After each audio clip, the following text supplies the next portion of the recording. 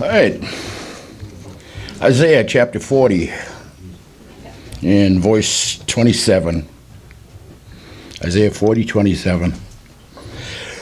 Why sayest thou, O Jacob, and speakest, O Israel, my way is hid from Yahweh, and my judgment is passed over from my Elohim?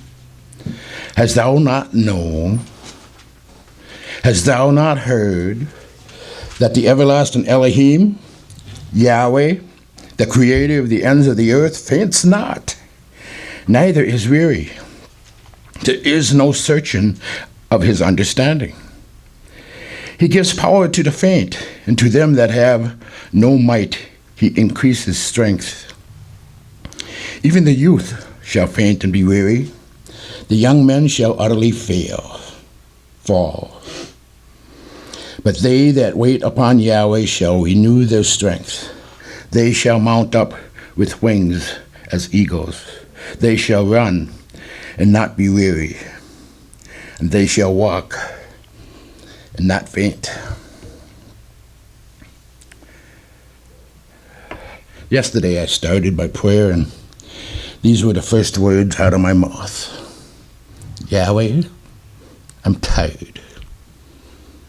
Actually, that's the prayer. The earth, the common people, this government throws things at you. Your family throws things at you. People that you thought would have your back, they throw lies and slander at you. Shakespeare, in I believe it was Hamlet, said, to be or not to be, that's the question, whether it's nobler in the minds to suffer the slings and arrow of outrageous fortune, or to take up arms against the sea of troubles, and by opposing end them. To die, to sleep, no more, and by a sleep to say we end the heartache and the thousand natural shocks that the flesh is heir to. That is being tired.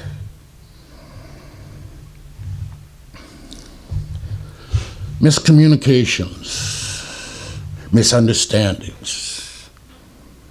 It never seems to end. You know, even the state of Florida punishes you for having a birthday.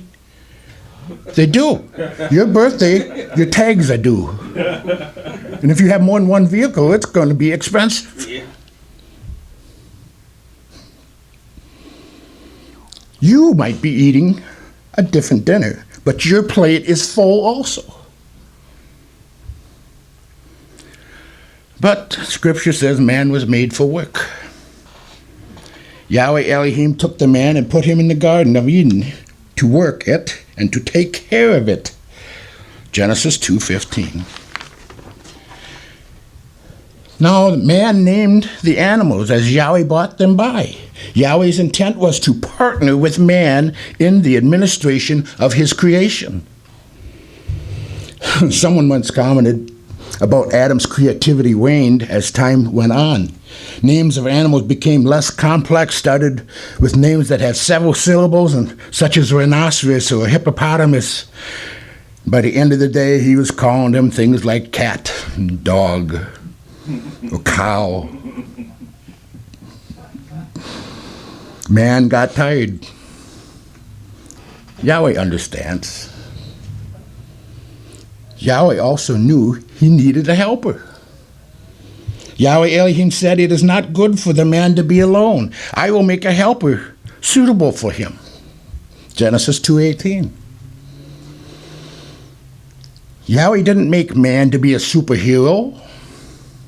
He didn't create us to be a lone ranger. We need others.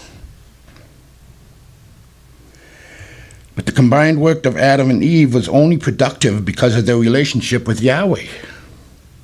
And Genesis 3:8 says, and they heard the voice of Yahweh Elohim walking in the garden in the cool of the day. And Adam and his wife hid themselves from the presence of Yahweh Elohim amongst the trees of the garden. It was only when the relationship between man and his helper and his Elohim got messed up that the work became a struggle. Genesis 3:17, and unto Adam he said, because thou hast hearkened unto the voice of thy wife, and hast eaten of the tree of which I commanded thee, saying, thou shalt not eat of it, cursed is the ground for your sake, and sorrow shalt thou eat of it all the days of thy life. Thorns also and thistles shall it bring forth to thee, and thou shalt eat the herb of the field. In the sweat of thy face shalt thou eat bread, till thou return unto the ground, for out of it was thou taken, for dust thou art, and unto dust shalt thou return. And on the 8th day, Elohim created stress. Well, I'm not sure about Elohim actually created it. It is just the natural result of our work when we are not in harmony with Yahweh. You see, Adam had decided to be the master of his own world. And Yahweh let him. We see it today out there, changing the meaning of words. All of a sudden, a man is not a man anymore, he's a woman. Or a woman is not a woman anymore, she's a man. Or they choose what they want to be. And everybody seems to, okay, we'll accept it. The insanity of the whole world outside. It's just insane. The problem was, Adam was not as good at being an Elohim as Yahweh was. We always fall short. We run out of energy. We run out of answers. We run out of resources. This is why we need to stay in close relationship with Yahweh. He does not grow tired. His understanding is unfathomable. We find that in verse 28. Hast thou not known, hast thou not heard, that the everlasting Elohim, Yahweh, the creator of the ends of the earth, faints not, neither is weary. There is no searching of his understanding. And he gives, in verse 29, he gives power to the faint and to them that have no might. He increases strength. You know, it's okay to be tired. Psalms 103:14. For he knows our frame. He remembers that we are dust.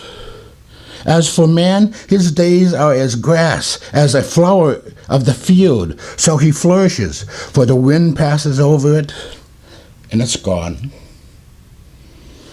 The place thereof shall know it no more. But the mercy of Yahweh is from everlasting to everlasting upon them that fear him, and his righteousness unto children's children. From the beginning, this whole effort was intended to be a partnership with Yahweh. He knew we would run out of energy. He knew we would run out of answers. He knew we would run out of resources. Now, has he set us up to fail? Absolutely not. He set us up to depend on him and succeed. Isaiah 40, verse 30. Even the youth shall faint and be weary, and the young men shall utterly fall. But they that wait upon Yahweh shall renew their strength. They shall mount up with wings as eagles. They shall run and not be weary. They shall walk and not faint. The only way to regain strength is to rest. This is the blessing of the Sabbath. And the refusal to honor the Sabbath was man's greatest demonstration that he was not partnering with Yahweh.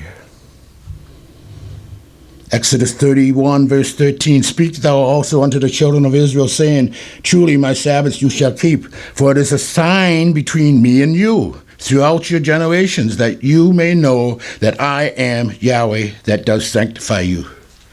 He sets us apart. 31:17, It is a sign between me and the children of Israel forever.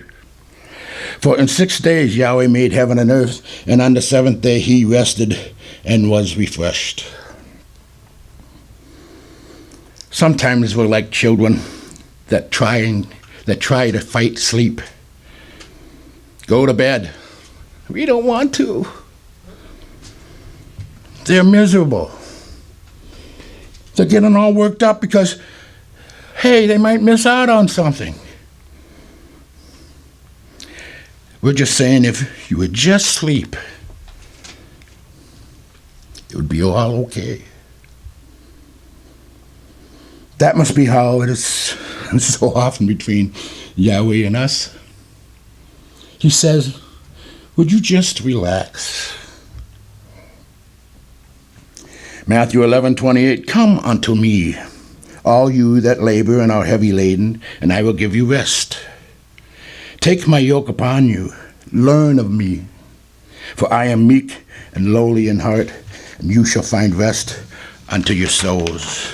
For my yoke is easy, my burden is light.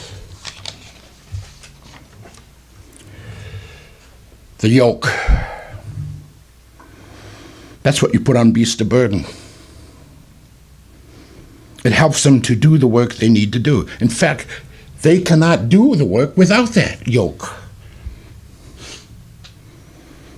But the picture here is not Yahweh taking his yoke off and giving it to us. Yokes are double. A yoke is for two. Allowing the weight of the burden to be shared between two. Yahweh is inviting us to partner with him. He says, learn of me. I'm gentle and humble. His yoke is a double yoke. Yahweh has invited us to rest. Remember whose yoke this is. Verse 30, for my yoke is easy, my burden is light. So what's your dream? What is it that you are trying so hard to accomplish? What is it that Yahweh has called you to do? You're excited about what's happening in your family. Or perhaps you're excited about your job. Many of you here have been working to make this a great place to come to services. We've been working to share the gospel with people all over the internet. That's a good thing. It's exactly what Yahweh wants us to be doing. But now I feel that Yahweh has a word for us. He's saying, don't forget that I'm really the one who is pulling the load here. We are going to fall short.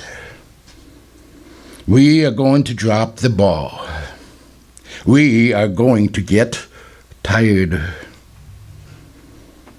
Yahweh is saying to us, that's okay. You're going to fail, but I am not. So relax and stick with me. Now picture that yoke on you. I want you to think about this past week. What was it that kept you awake? I want you to think about your biggest problem. What is the greatest struggle in your life right now? What is it that yoke that you've got your arms wrapped around right now? Now I want you to relax. How? I want you to look at that yoke. Follow it across to the other side. Take a look at the man on the other side of that yoke with you.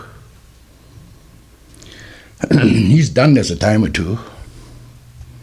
He's an old hand at fulfilling dreams. This is really his burden. You can relax your grip on it. Matthew 11:28, come unto me, all you that labor and are heavy laden, and I will give you rest. Take my yoke upon you. Learn of me, for I'm meek and lowly in heart, and you shall find rest unto your souls.